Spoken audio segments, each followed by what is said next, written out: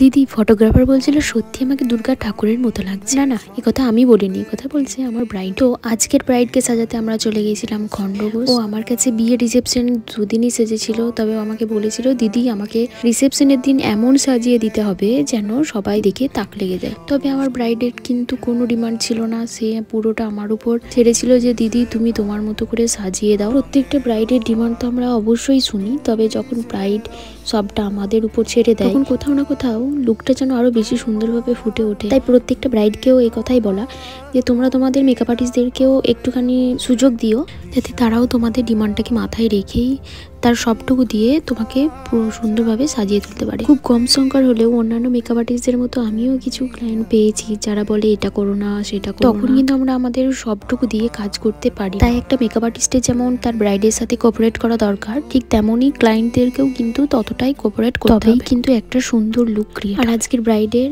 ফুল look makeup hair সবটা আমরা 1.5 ঘন্টার মধ্যে কমপ্লিট করে দিয়েছি। তো দীপশিকার আজকের লুকটা কিরকম লাগলো বলো? ভীষণ ভীষণ ভালো লেগেছে, সবাই বলছে পুরো দুর্গা ঠাকুরের মতো লাগছে, খুব খুব খুব পছন্দ হয়েছে, ভীষণ ভীষণ ভীষণ ভালো লেগেছে। এতটা জার্নি করার পর যখন ব্রাইডের কাছ থেকে আমরা এরকম রিভিউ পাই, সত্যি সারাদিনের পুরো ক্লান্তিটা যেন কোথায় চলে যায়। তো আজকের ব্রাইডকে তোমাদের কিরকম লাগলো সেটা জানিও কমেন্ট করে। তো চলো টাটা, আবার আসবো অন্য কোনো ব্রাইড স্টোরি নিয়ে।